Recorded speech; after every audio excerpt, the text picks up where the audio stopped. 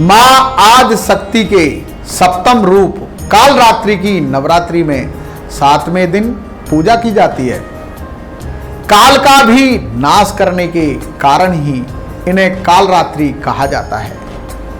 इस दिन साधक का मन आज्ञा चक्र में स्थित होता है, अतः इस दिन आज्ञा चक्र में एकाग्र होकर मां का ध्यान कर उनकी पूजा करने से समस्त प्रकार के दुख और संताप दूर होते हैं।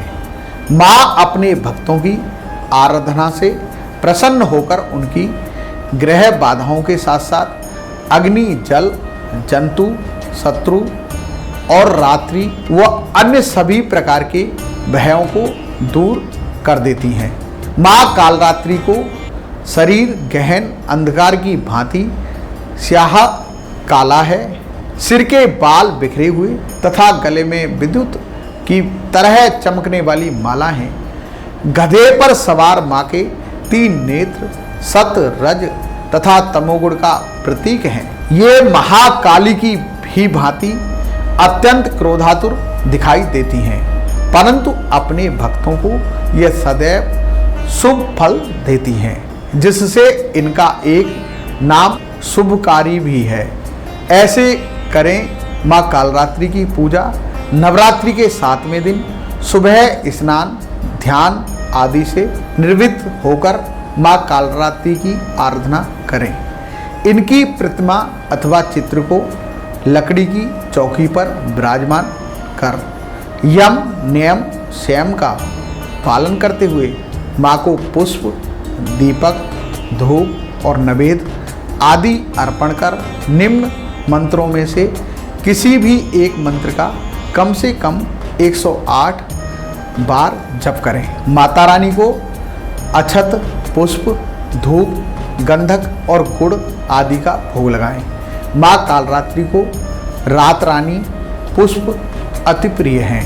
पूजन के बाद मां कालरात्रि के मंत्रों का जाप करना चाहिए व अंत में आरती उतारें।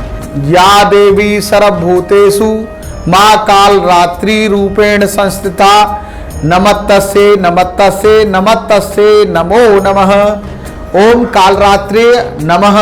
ओम फट शत्रु साधाय घाताय ओम। इस प्रकार पूजा तथा मंत्र जाप के बाद मां कालरात्रि को प्रसाद अर्पण करें। इनकी आराधना से समस्त प्रकार के तंत्र मंत्र आदि प्रयोगों का असर समाप्त हो जाता है। दानव, दैत्य, राक्षस, भूत, प्रेत आदि इनके नाम स्मरण मात्र से दूर भाग जाते हैं। ये व्यक्ति की कुंडली में मौजूद ग्रह बाधाओं को भी शांत कर देती हैं। भक्तों की समस्त समस्याओं का तुरंत निवारण करती हैं। शनि ग्रह की नियंत्रक देवी कालरात्रि ज्योतिषीय मान्यताओं में शनि ग्रह की नियंत्रित करने वाली माना जाता है। मान्यता के अनुसार देवी कालरात्रि की पूजा शनि के बुरे प्रभाव को कम करती है। माता कालरात्रि की पौराणिक मान्यताओं के अनुसार शुंभ और निशुंभ नामक के 2 दानवों ने देवलोक में तबाही मचा रखी थी। इस युद्ध में देवताओं के राजा इंद्रदेव की हार के पश्चात देवलोक पर दानवों का राज हो गया। इस स्थिति में समस्त देव अपना लोक वापस पाने की इच्छा के लिए मां पार्वती के पास गए। देवताओं ने देवी को अपनी व्यथा सुनाई। उस समय देवी अपने घर में स्नान कर रही थी, इसलिए उन्होंने उनकी मदद के लिए चंडी को भेज दिया। जब देवी चंडी दानवों से युद्ध के लिए गईं, तो दानवों ने उनसे लड़ने के लिए चंडमुंड को भेज दिया। तब देवी ने मां कालरात्रि को उत्पन्न किया और देवी कालरात्रि ने उनका वध कर दिया।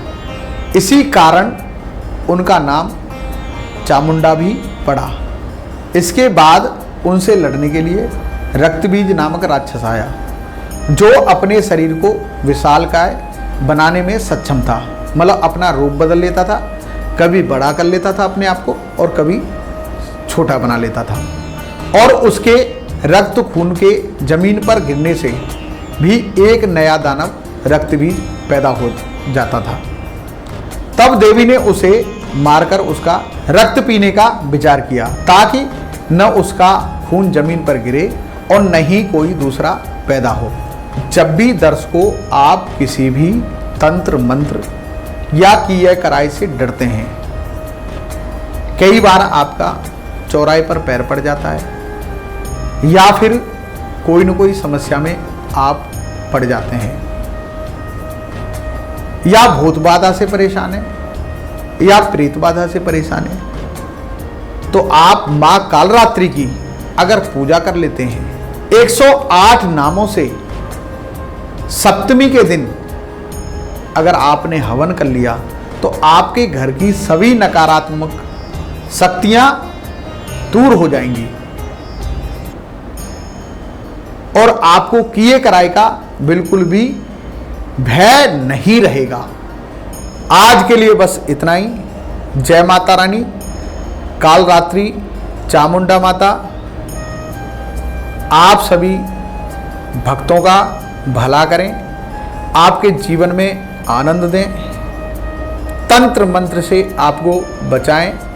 यही माता रानी से हमारी मनोकामनाएं हैं। जय श्री बालाजी, जय श्री बालाजी।